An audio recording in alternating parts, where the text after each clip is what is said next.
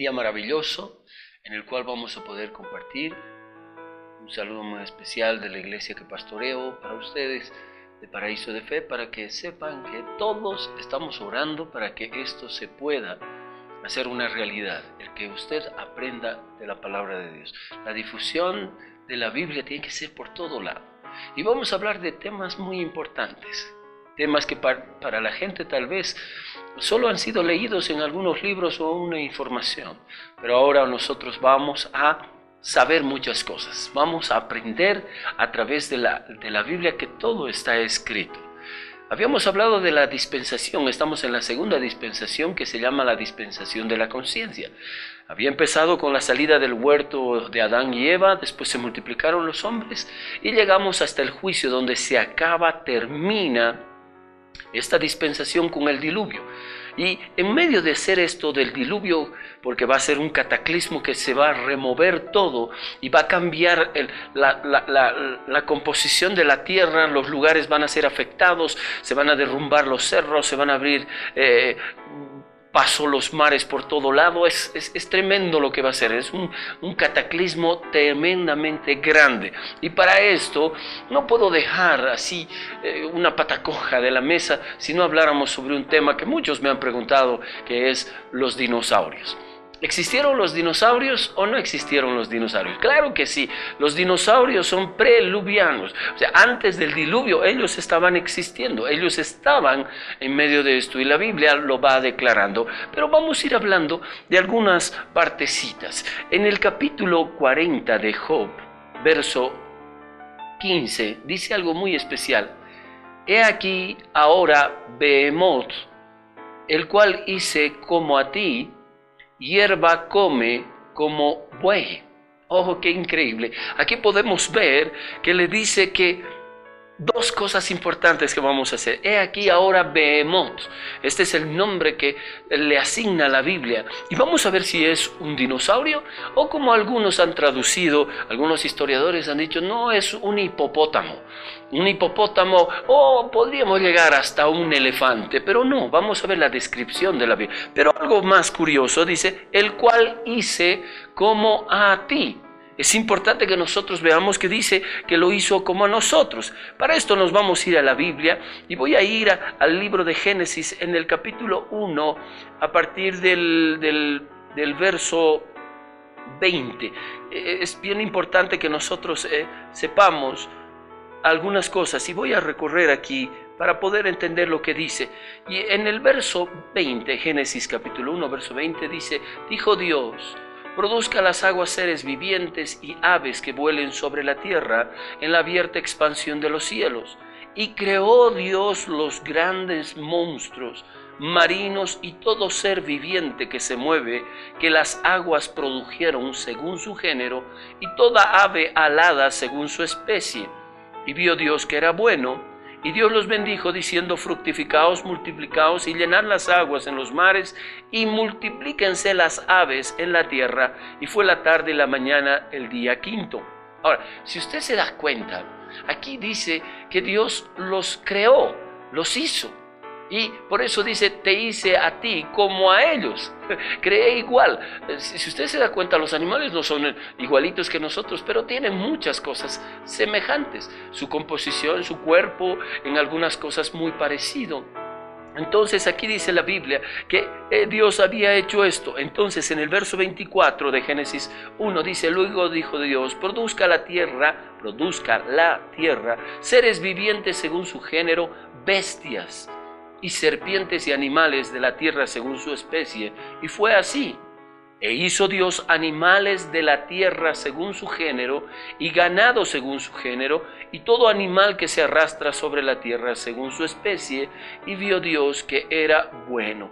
Y el verso 26 empieza diciendo, entonces dijo Dios, hagamos al hombre a nuestra imagen, conforme a nuestra semejanza, y señoreese entre los peces del mar, en las aves de los cielos, y en las bestias, en toda la tierra, y todo animal que se arrastre sobre la tierra. Y creó Dios al hombre a su imagen, a imagen de Dios. Lo creó, varón y hembra los creó. Mire qué sorprendente. Entonces, hablando en este verso de Job, capítulo 40, verso 15, le dice que hizo a Behemoth, y el cual hice como a ti.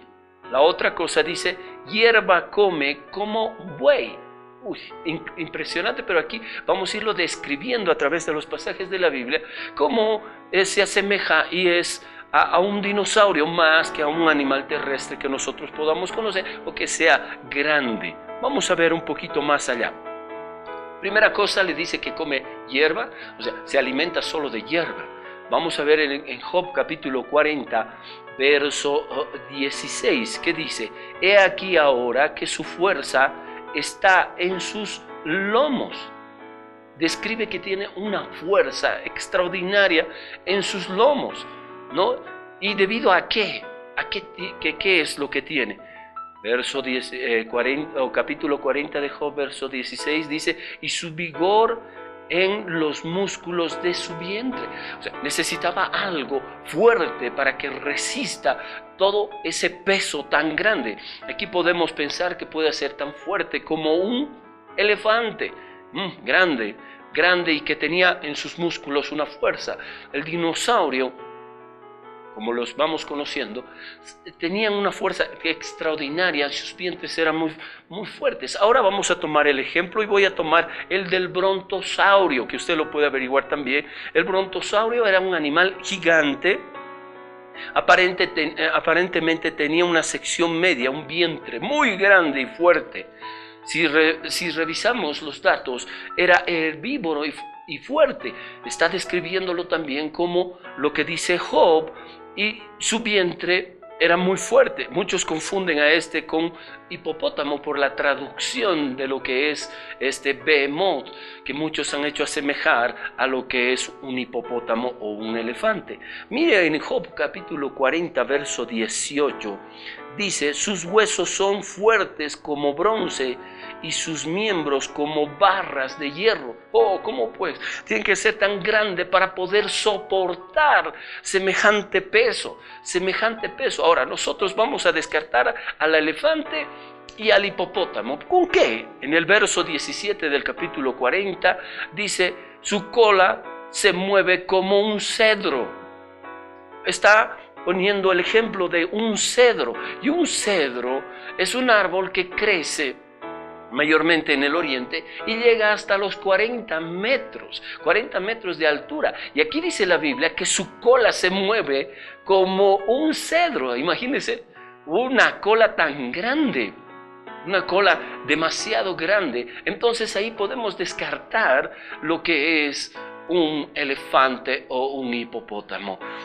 Verdaderamente aquí nos comienza a describir a un brontosaurio que lo podíamos ver que era herbívoro, que comía hierbas y que tenía sus pies, o sea, sus piernas eran fuertes para resistir semejante peso, un peso demasiado grande. Su tamaño y su vigor estaba en sus huesos. Al descartar a esto, podemos darnos cuenta que un dinosaurio es un ser muy grande, es algo demasiado en proporciones de dimensiones y en peso. Este animal descrito en la Biblia, vamos a dar algunas características que voy a extractar. Dios quería impresionarnos cuando vemos que aparecen muchas cosas en la tierra, aparecen los fósiles, aparecen esos huesos. No sé si usted ha tenido la oportunidad, pero si usted se fuera a Sucre hay un museo, allá donde existen huesos de dinosaurios. Yo quedé sorprendido porque un día fuimos a visitar con mis hijos, con mi esposa, y allí pude ver, sorprendido, mi hijo menor, el último, tenía aproximadamente 2 añitos y medio y lo estaba cargando cuando me acerqué y vi una pezuña de un dinosaurio inmenso, 1 metro y más, y puse la manito de mi hijo y saqué una foto y dije, wow, imagínese cuán terrible y cuán grande han debido ser estos seres grandes, estos monstruos o estas bestias descritas en la Biblia. Ahora vamos a ver cómo es. El brontosaurio tenía un peso impresionante, 200.000 libras. Se puede imaginar 200.000 libras. Si lo calculamos es más o menos 90.600 kilos. ¡Wow!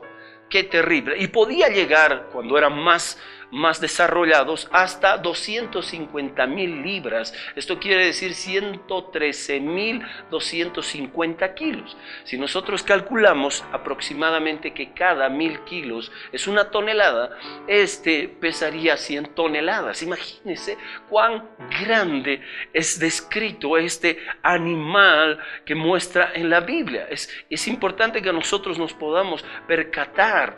La palabra nos habla. También dice que su cola se mueve como un cedro. Es por eso que era tan enorme. También voy a tomar una cita muy importante, lo que está en Job capítulo 40 verso 18, y sus miembros como barras de hierro, o sea, tan fuertes para resistir semejante peso, para tener pesos grandiosos. Y dice en Job capítulo 40 verso 19, Él es el principio de los caminos de Dios. Por eso yo puedo aseverar y asegurar a través de la Biblia que los dinosaurios son prediluvianos y que con el diluvio se destruyó todo eso, se acabó con eso, y ahí es donde nosotros podemos entender algunas cosas. También describe algo maravilloso que podamos verlo comparándolo con un río. Dice Job capítulo 40 verso 23, tranquilo está, aunque todo un Jordán se estrelle contra su boca. Era tan grande que se metía al río Jordán y él estaba pasándolo, y si este río golpeaba su boca, y era como si le golpeara y no le hiciera nada, porque era un animal demasiado grande. Los esqueletos de los brontosaurios, podemos sacar mayores informaciones y podemos ver que cuánta era la longitud de este animal, tomándolo en cuenta en su proporción, 80 pies de largo. Y más o menos, ¿cuánto es? 26.78 metros. Es larguísimo. 26, casi 30 metros. Es enorme la dimensión que tenía este animal. Y pesaba casi 100 toneladas. Tenía 27 metros de largo y 100 toneladas. ¿Se puede imaginar cuánto es eso? Es demasiado grande, es un animal demasiado grandioso para poder ver. Dice también, cuando saqué esta información, dice que cuando él dejaba sus huellas era aproximadamente el tamaño de una bañera. Se puede imaginar, vamos a poner como un jacuzzi de ese tamaño, una pisada de esos animales dejaba esa proporción, esa profundidad por el peso que existía. Había de diferentes pesos, pero es sorprendente. También el Diplodocus o Diplocos, un poquito difícil de pronunciarlo, tenía 30.48 metros de largos, o sea, 100 pies de largo, equivalente, vamos a poner una equivalencia, a 10 elefantes puestos uno con el otro. Esa era la proporción. Se imagina 10 elefantes, los ponemos como en fila, y esa era la proporción de este dinosaurio descrito en la Biblia. La Biblia habla de esto, pero era inofensivo porque este animal era herbívoro. También existieron otros, como el tiranosaurio Rex, que medía 13.17 metros, 45 pies, y pesaba aproximadamente 6.000 kilos. Esto quiere decir unas 13.245 libras. ¿Y de dónde vinieron estos animales? Mire, hay otra información que debo leerla. Dice: los que apoyan la teoría de la evolución pretenden hacernos creer que los dinosaurios aparecieron en la cadena evolutiva hace unos 200.000 años atrás. Sin embargo, por alguna razón misteriosa, ellos alegan que estos reptiles desaparecieron hace unos 70.000 millones de años. La enciclopedia Copton nos dice eso, y dice algo medio curioso, se lo voy a leer. Para ver huesos fosilizados de los antiguos dinosaurios, vaya al museo. Para ver a los descendientes de los dinosaurios, simplemente mire alrededor y busque algún pajarillo. Esto no es más que una especulación y una hipótesis. La teoría de la evolución debería mostrar que va en mayor cadena, en mayor longitud. Sí han existido estos animales y han existido porque existen los huesos, se han descubierto por todo lado. Si esto existe, curiosamente, ¿cómo pueden cambiar de tamaño?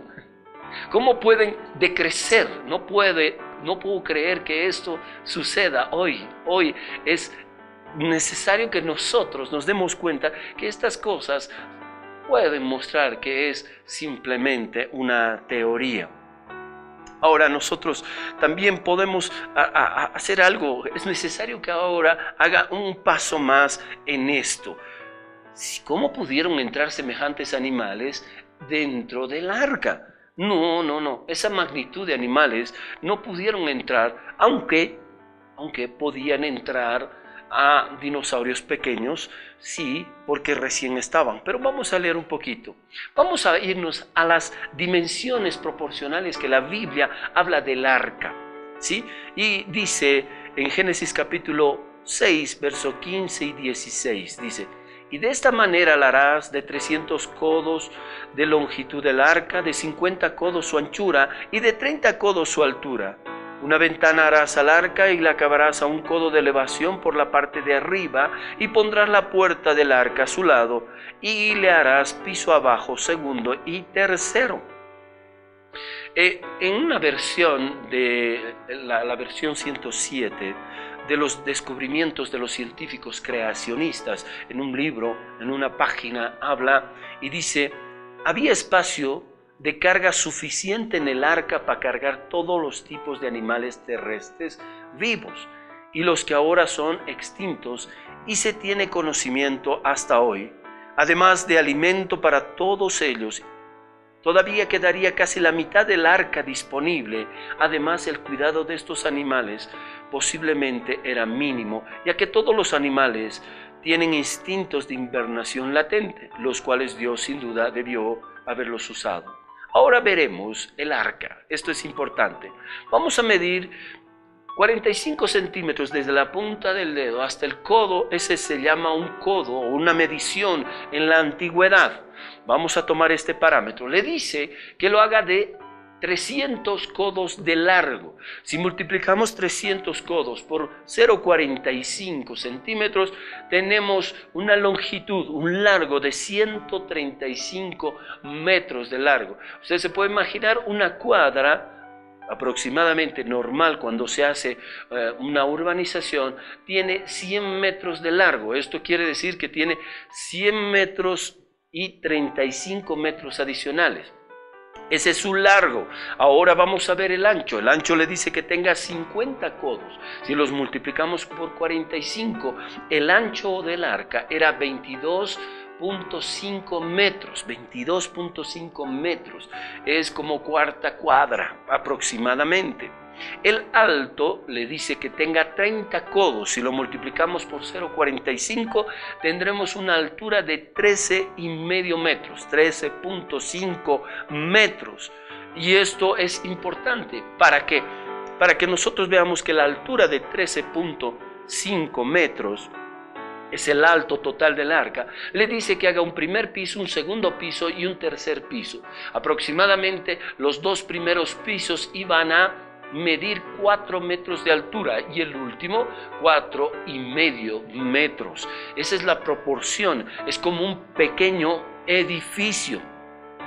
Es importante que nosotros veamos. Ahora vamos a hacer una comparación. La proporción que entró en el arca aproximadamente para ese tiempo, haciendo algunos estudios, tuvo que haber metido 35,000 especies de animales. Y como eran de 2 en 2, aproximadamente esto cabría en una superficie aproximada de 120 vagones de tren. Esa proporción, 120 vagones de tren, podían entrar estas 35,000 especies de 2 en 2. Los insectos que habían en ese tiempo aproximadamente habían alrededor de 50,000 insectos. ¿Y esto cómo cabría? Llegaría a meterse en 30 vagones. Si lo sumamos esto más el otro, son 160 vagones de tren aproximadamente que se necesitaba esa superficie para meter todos los animales e insectos dentro del arca. Ahora, calculemos un poquito más de los alimentos, que pongamos el 50% ya le pongamos 100 vagones más, son 260 vagones. ¿Sabe cuánta capacidad tenía el arca con esas dimensiones que le había dado Dios? Porque Él calculó, porque Él hizo todo. ¿Sabe cuántos? Cabían en el arca 500 vagones. No ocupaban ni la mitad. Es por eso que podían entrar animales de diferentes dimensiones. Pero lo que quería Dios era que se procrearan, era que se multiplicaran. Ahora, si subsistieron o no subsistieron durante ese periodo, no lo sabemos, pero la mayoría murieron. Es importante que nosotros nos demos cuenta que a través de la Biblia podemos ver este tipo de animales. Voy a recorrer un ratito a otro pasaje que viene a mi mente para mostrarle. En el mismo libro de Job hay una parte importante sobre otro animal descrito también en la Biblia. Nos vamos a ir a Job capítulo 41 en el verso 1 y dice: ¿sacarás tú a Leviatán con anzuelo o con cuerda que le eches en su lengua? ¿Pondrás tú soga en sus narices y horadarás con garfio su quijada?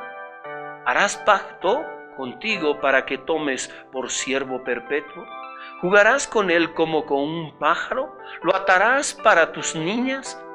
¿Harás banquete para los compañeros? ¿Lo repartirás a los mercaderes? ¿Cortarás tú con cuchillo su piel o con arpón de pescador su cabeza? Pon tus manos sobre él, te acordarás de la batalla y nunca más volverás. Lo va a describir ahora. Vamos a ver una descripción de este animal, o en otras palabras, un monstruo grande o un dinosaurio, para poder entender.